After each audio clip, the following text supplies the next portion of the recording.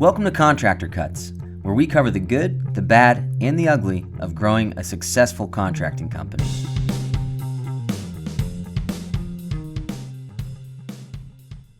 Welcome back to Contractor Cuts. My name is Clark Turner. Thank you for joining us again this week. So this week is another Coaching Cuts. Coaching Cuts is where I cover in short form, a little shorter of a podcast, different topics that come up while I'm doing coaching. Today's topic is how do you handle clients that don't want to pay you, right? How do you exit a job as smoothly as possible when things have gone off the rails, customers and you don't see eye to eye, you want to get out of there, you want to get your money, they're holding your money ransom, they're demanding a bunch of stuff, they're going quiet on you maybe. How do I exit as cleanly as possible to where I don't lose my reputation and I can't collect the money? So it's a great topic. It's something that we all deal with at some point in construction. So today we're diving deep into that. So to get started, number one, if you've heard anything we've ever said on this podcast, is every job starts cleanly and well with a well laid out client engagement agreement. This is our paperwork if you're in the coaching program that we give you that really helps you lay the expectations out with the customer before getting started on the job. This is laying out exactly what they should expect out of you, what they shouldn't expect out of you. You know, they've all seen HGTV and think that's how it's going to go. And so this paperwork helps us it really sets their bar to the exact spot of what our expectations should be. And we say, listen, you might be expecting this, but this is what's going to happen. Or you might not expect this, but I am going to give you this. So it really kind of either raises, confirms, or lowers their expectation as to what they should expect out of you as the contractor on the job site. Included in that client engagement agreement, we have a cancellation policy. They are signing the agreement to the cancellation policy. There's two different cancellation phases. We have our pre-construction cancellation, which I'm not going to talk about today. The second phase, which is while we're under construction, what happens when they cancel. In writing, it says in our contract, if you cancel the contract at any time, there is a 15% fee for the remainder of the contract. And the way I explain this to customers when I'm going through the client engagement agreement is, listen, if you book us today, we talk through it, we get a $100,000 job for you on our books. I've got the next 3 months booked out of my crews for your job. Day one starts and you say, hey, listen, I got an offer on the house. I got to sell it. We're not going to do this work anymore because I have someone who's going to buy the house as is. That scenario, I've got my crews booked out. I've done work. I've got things planned out. I've said no to other work. So there is a 15% fee. You owe me as my client $15,000, even though we haven't swung a hammer, because you signed the agreement and I did some pre-construction work as well as I said no to other jobs. It's the opportunity cost that they have to pay me, because I can't just say, okay, I'm going to call another job and start tomorrow with my crew. It's a lot of work getting the next job scheduled, set up, planned. So the amount of time that I lost on starting the next job on the next week and a half, 2 weeks that I'm preparing, moving jobs around, getting things to fill in is money lost. And that is on the client. And so I explained that to him during the client engagement agreement. And it makes sense. If you cancel the contract during any part of the construction phase, 15% of the remainder of the contract is owed to us as an opportunity cost, as the time put in that we have now lost. And it makes sense on the front end. Clients are fine with it. I've never had someone push back on that. They've asked about it, but if you sell it the correct way, if you talk through it the right way, not a problem at all. If you have that in your contract, that makes this end part, which you never want to get to, but 1 out of 20, 1 out of 40, 1 out of 50 jobs end up this way, where we don't see eye to eye and the client's ready to go to court or just fire us off the job site. That's number one. Number one way to avoid it is the front end client engagement agreement, because you're really building the ammo for at the end. You've got the firepower to be able to defend yourself, get paid, and exit out quickly. The second thing that we're doing on the very front end of the job is setting up how we invoice. So again, I coach hard on weekly invoicing, and everyone's like, that's a lot of paperwork. I got to do too much to do weekly invoices. But these weekly invoices, I tell my clients, these are our check-ins. This is me saying, hey, I'm invoicing what we're doing next week. if we're done with what I invoiced last week for this week and you see how that's going, I need payment by Friday for what we're starting next week. I get paid 1 week in advance for the labor, materials, anything I'm going to spend next week, I'm invoicing today. So I might be putting a deposit on the cabinets next week. I'm going to invoice for the cabinet deposit. So that way I can pay my cabinet company to start making. We might start demo next week. So I'm going to go ahead and invoice demo this week. I'm going to say, hey, this is what's happening next week. This is what we need. And I need payment this Friday on that. That way, I'm getting paid every Friday for the work that's happening next week. And then when I invoice next week, it's I might check in with my client. Hey, I told you we'd be done with demo. See, we're almost done. It's going to be done by tomorrow. The following week, we're going to start putting subflooring in, whatever it is. That way, by laying out the timeline, laying out what we're doing next week, laying out what I'm invoicing for, we're having the conversations about what I already invoiced, what I think is done, that the client might think, I don't think that paint's done. So we're not ready to pay the next invoice because we need to talk about the other stuff I've already paid you for. So it helps you check in. And secondly, weekly invoicing means there's not a point that the client owes me 40 grand. There's not a point that if a client holds my cash, it's going to hurt me, right? The weekly invoices, I'm invoicing $5,000 for next week, maybe $15,000 on the front end when I'm buying materials, but most of my weekly invoices are not going to be over 10 grand. That means there's a $4,000 invoice for next week, and then we kind of don't see eye to eye on something, and trust is broken, and the client wants us to exit. They don't owe me $50,000. They owe me $4 grand. To where, fine, hold that. We can talk about this per our agreement. This is how we handle disputes, which in our CEA, it talks about all disputes are handled through the American Arbitration Association, I think it's called. But we agree that we're going to go to arbitration, and an arbiter is going to be a binding contract of what they decide is what we're going to go by. So that's in there, but I can use that and say, listen, if you're going to hold $4,000, that's not harming me to start the next job. Hold that. I'm going to prove my case, and I'm going to win this. If they owe me $50,000 and they delay that payment by 2 months for us to get to an arbiter, that might kill my business. If you're a smaller company, that's going to really slow down cash flow and the ability to start the next thing. So the less leverage that they have, the less money they're holding that you think they owe you, the better chances you are at A, collecting, and B, being able to negotiate and deal with the repercussions of maybe going to an arbiter or having some sort of dispute resolution happening. They owe me 50 grand. I need that tomorrow. So just fine. Give me 40 and we'll call it. Where you're losing a lot of money on the back end because they've got all the leverage on the negotiation. So number one, we want to make sure that we have our client engagement agreement talking about cancellation policy, that they understand it and that they've signed it. Number two, we're doing weekly invoicing where they don't get over their skis and we don't get too far out from what they think they owe us versus what I think they owe us. Those two things alone, if you're running your jobs through the processes the right way, those two things by themselves are going to eliminate 90% of the issues on the back end when someone doesn't want to pay you. Those two things alone are going to really help you get paid, make sure you keep their money in your pocket, and also exit cleanly. So from that point, if we've set that stuff up and you have both those things in place with this customer, everything's fine. And again, I hear all the time, I can't do weekly invoicing. I do new construction and I got lenders. That's great. Every single client's going to be different. If they're paying cash, if they've got a HELOC, if there's a way that we can do weekly invoicing, great. If you're using a lender and we have to go through submittals and different sort of paperwork for that, that is what it is, and that's going to happen. So there's clients that we have that are that same way, and that's okay.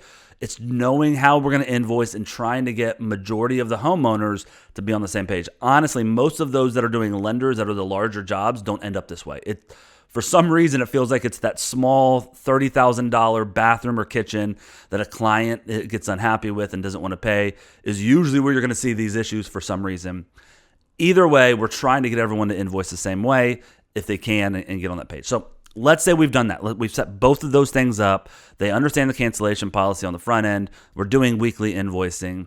We go through the job. We get towards the end of the job, and one thing after another has happened that have broken trust.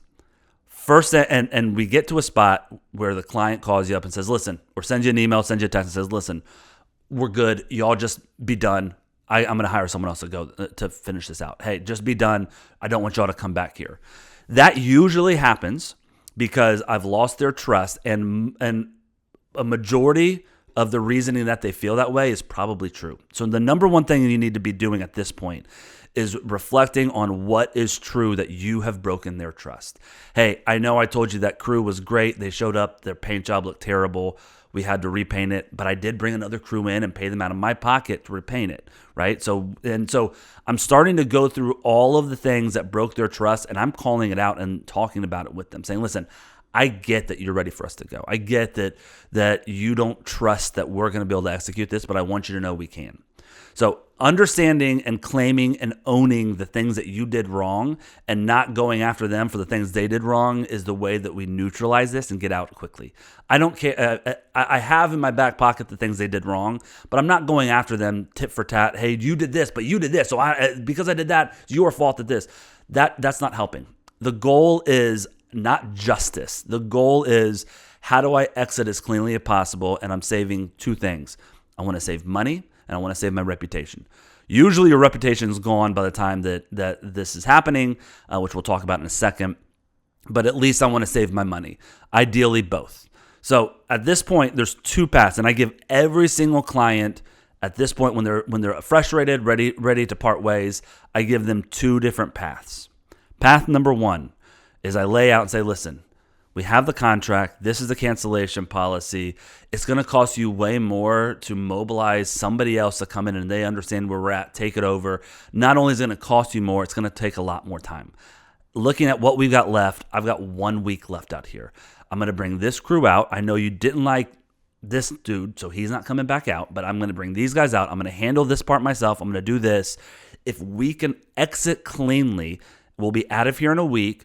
Everyone will be good. We're not going to sue the pants off each other. We can end and part ways. Listen, I want to get out of your house as much as you want me out of your house. I need to get on to my next project, and because this is dragged, it's harming both of us. So can we make a game plan if I lay out exactly what the exit strategy is to where we can finish? Option one is let's have a kind of a erase the whiteboard, let's start over, and let's have a 1 week project to get this finished out. And let me lay out to you day by day what's going to happen. I'm going to be here every single day, starting the crews, making sure everything gets done. And you're going to micromanage and baby this job. But we're talking about it with the client saying, listen, option one, even though I understand where you're at frustration-wise, there's some stuff that's out of my control. There's some stuff that we disagree on as to who's at fault. Let's erase all that. From here towards next Friday, all I need to do is X, Y, and Z, and I'm going to have this crew doing it. I'm going to do this part myself, and I'm going to have these guys come in and do this, and then we're going to be out of here. I'll have my cleaners come in next Thursday or Friday. We'll be 100% out of your hair. You're going to get the job you want. We could both go and be done. That's option one. Option two is I leave the job site. You fire me off the job. You owe me the cancellation fee for how much is left. You're going to owe me for the work we've done. And there's honestly a couple $1,000s worth of free work that I haven't even asked you to pay. And I'm willing to not ask you to pay if we just finish out this smoothly, right? And so option one is going to be, let's finish this out. Option two is, this is what happens if you want to fire me off the job site. This is how much it's going to cost. This is how much you owe me. And I've calculate that number. When I know that we're going to have this conversation, I'm going through saying, okay, let's see, paint line. We're about 75% done with the paint, so they owe me X. All right, so flooring, we're 100% done with that, so they owe me all of that. Cabinet, and so I'm going through every line item to say, okay, this is what the final invoice is going to be. Because if I don't have that number, there's no use talking about it because they have a number in their head that they want to pay you, and it's always going to be lower than what you're owed. So at this point, I'm building my invoice, my final invoice. I'm saying, okay, I think they owe me $10,000 of work done. And then after that, there's about $20,000 of work not done, and they owe me 15%, so that's $3,000 for the cancellation fee. So they owe me $13,000 to exit right now. And I come up with that number of what they owe me and how much it's going to cost for the fee. And so I say, listen, option one is we just get this done. You pay me what you owe me. I get out of here. I give you a good product. Option two, if you believe that I can't do that, if I can't get you to that good product and you just want me out of here, you owe me $10,000. Here's the invoice of what you owe me and why. And then you owe me $3,000 cancellation fee. And also, there's about $4,000 of services rendered of work that you've asked me to do that I have done that I'm going to tack on at that point. I don't want to do that. And honestly, that part of it I'm saving kind of as my negotiation side. And so I say that to him. I say, listen, it's $10,000. I did all this other work. It's about $4,000. there's $3,000 cancellation fee. We're about $17,000, but you know what? That gray area of that other $4,000 of work that I've done, I'm willing to just cancel that out if you just want to pay me the 13. Pay me what I'm owed, pay me the 13, and that $4,000 of extra work, I'm going to throw away. I'm not going to charge you for. We're good. Let's exit. That way, I'm getting paid fully of what I'm owed, but it looks like I'm compromising. I always want to keep throughout a job, even if I'm doing something for free. If they call me and say, "Hey, I know we picked this tile out and it's already been delivered. I'm looking at it. Can we take it back and do this other type of tile?" Yeah, I might hop in my truck, go over there, return the tile, spend a day getting the new tile, bringing it back. I might not charge them for that, but at the end, I can say, "Listen, you had this change order. You asked me to do this. You spent a day of my time. You owe me an extra $600 for this exchange because you changed your mind on the material selection," right? So we're trying to build ammo so we can say, "Hey, you owe me this, but I'm not going to charge you." I'm trying to give some sort of a compromise without compromising the money that I'm actually owed. And so I give them those two paths. I say, path one, we finish the job out. Path two, you owe me $10,000 of work that's been completed. You owe me $3,000 cancellation. You owe me $4,000 for the change orders and the extra stuff you've asked of me. The service is rendered. Keywords, service is rendered. And I'll tell you what, though, I don't care about that $4,000 of services rendered. I will compromise. Let's just get out of here. Pay me the 10 plus the 3, and we'll call it. Those are your two options. I really don't want to go that route. I'd love to stay here and finish. I'd love to get on the same page, make sure that we can build that trust, and make sure that you're comfortable how we move forward. At this point, the client starts laughing and say, "I'm not paying you any of that stuff. I'm not doing that. I'm not doing this." And so we say, "Okay, listen, we'll pull off." Previously to pulling off, though, if you know this is coming or you feel that tension happening, what you need to do is document the job site. I want photos of everything. I want it clean as possible at the end of the day, and then take photos at the end of each day. I want to show what we've done, what we haven't done, because once you pull off, they might not tell you. They might have another crew that starts working. They might they've oftentimes I've found that a client is finding another contractor in the background, and then I get a phone call and says, "Hey, don't come tomorrow. We're done with you guys. I got someone else to finish it." And we go out to get our tools, and there's another crew already there working, right?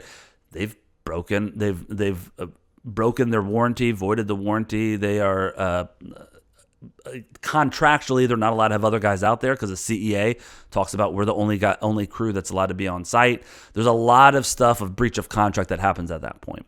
So all that being said, I'm not using breach of contract language until I'm getting real threatening.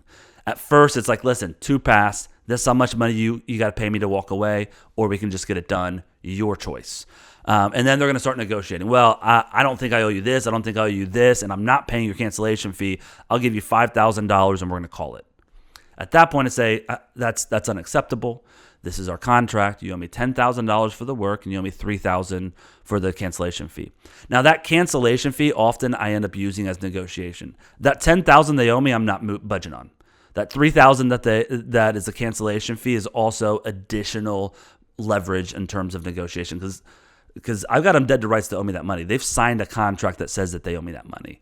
So I can use some of that and end up negotiating down to 10 instead of 13, and I'm still getting paid and made whole on the job. But again, that's where we can do a little bit of budging. If we're doing weekly invoicing, though, they're not going to be owing you 10, 20, 30,000. They might owe you 5,000, 6,000, and the cancellation fee is almost as much as they owe you. So it really helps saying, "Listen, I don't want to hit you this. I don't want to hit you with the cancellation fee, but I got to. Let's just finish this job out." The goal of this is to exit cleanly and to get paid for what you've done. All right, so lastly, let's say that the client says, "Hey, you know what? Fine. We get a negotiation price. We're going to pay you $9,000. We're going to exit that way, and I'm fine with getting 9 to leave here. I'm getting made whole. I'm good with it. I didn't get the 13 I wanted, but I'm getting that 9. If I get to that spot, I have one more thing you need to do. Don't just go collect that check and leave. We have what we call our lien waiver release form. This lien waiver release form usually is what a client should ask of us to sign the lien release to say, "Hey, we're not going to put a lien on your house." And we use it saying that. We use it saying, "Listen, this is a lien release to tell you that once you pay me that $9,000 that we've agreed upon, I will not put a lien on your property, and that I'm guaranteeing that all my subs are paid. And this is protecting you as our client." But also in the lien release waiver that we've got, it says either party are not going to publicly defame or derogatorily talk about, I forget the exact words, but it talks about in there that neither party can talk about this publicly, that we're agreeing to walk away. And the terminology inside of that lien release really protects you from getting that 1-star Google review. Because what they're agreeing to is, if you pay me that $9,000, I'm not going to put a lien on your house, and you're not going to talk badly in public about me, which is a Google review. Now, can you implement that? Yes, no, I don't know. I've never sued someone over that and signing that and then giving me a negative review, though that's never happened. But if that does happen, you can quickly, and if they give you a 1-star review, that's killing your reputation. So you can say, hey, listen, just so you know, the lien waiver that you signed to release this check says X, Y, and Z in it, which means you are not allowed to post that. I need you to delete that comment, or we're gonna go after you for defamation, because you've got them signing saying that they won't do that. So again, there's layers on how to do this. That lien waiver is so important to get signed. Am I forcing it before I get paid? Sometimes it depends on the client. But a lot of times it's saying, listen, this is what we've agreed on. We're going to sign this contract that we're both exiting and walking away from this. And it really protects both sides when in reality, I'm stopping them from writing a negative review. All right. So that's a lot. That was a lot of information. Let me review quickly. We're going to do the front-end client engagement agreement. We're going to have our cancellation policy in there. We're going to do weekly invoicing as much as possible.